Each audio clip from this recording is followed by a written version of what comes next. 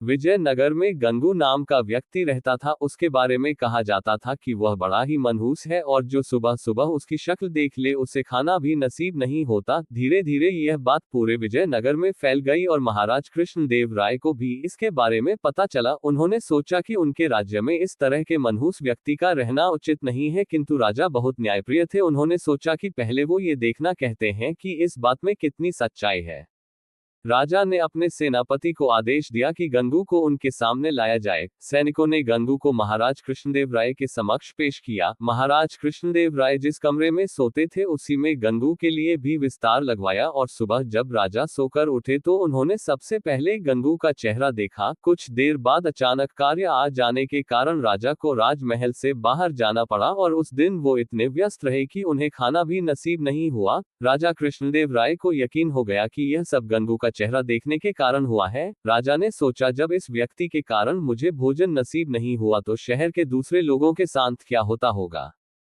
गुस्से में राजा कृष्णदेव राय ने गंगू को फांसी पर टांगने का आदेश दिया। ये बात पूरे राज्य में फैल गई कि कल गंगू को फांसी दी जाएगी। जब ये बात तेनालीराम को पता चली तो वे सारा माजरा समझ गए और तत्काल गंगू के पास पहुंचे। तेनालीराम को देखकर गंगू रोने लगा और तेनालीराम को पूरी बात बतलाई। तेनालीराम ने गंगू को सांत्वना देते हुए उसके कहा कि जैसा वो कहे गंगू को वैसा ही करना होगा। गंगू भी तेनालीराम की बात समझ गया।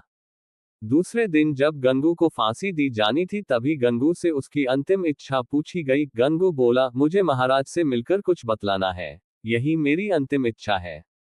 सैनिकों ने महाराज कृष्णदेव राय से गंगू की अंतिम इच्छा बतलाई। महाराज कृष्णदेव राय गंगू की अंतिम इच्छा पूर्ति के लिए उसके पास गए और बोले, बतलाओ गंगू, तुम्हें क्या बतलाना है।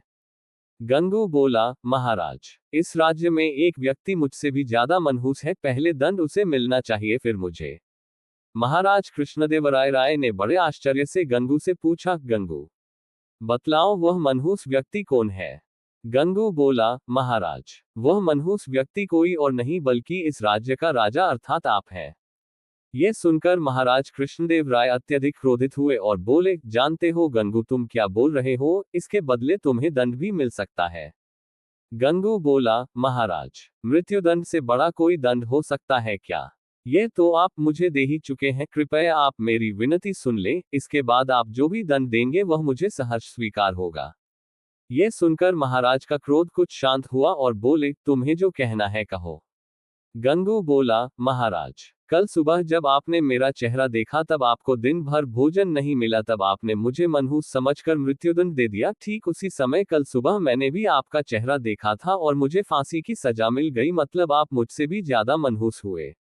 महाराज कृष्णदेवराय को पूरी बात समझ आ गई और उन्हें अपने निर्णय पर पछतावा हो रहा था। उन्होंने तत्काल गंगू की फांसी की सजा माफ कर दी। गंगू को अपने पास बुलाकर पूछा, गंगू, यह विचार तुम्हारे मन में किसे आया। गंगू बोला, महाराज, मुझे तेनालीराम ने ये सब करने की सलाह दी थी। महाराज कृष्णदेव राय ने गंगू को बहुत सा धन देकर विदा किया और तेनालीराम को बुलाकर उसका धन्यवाद दिया कि उनके कारण एक निर्दोष की जान बच गई और महाराज के हाथ से एक बहुत बड़ा पाप होने से बच गया।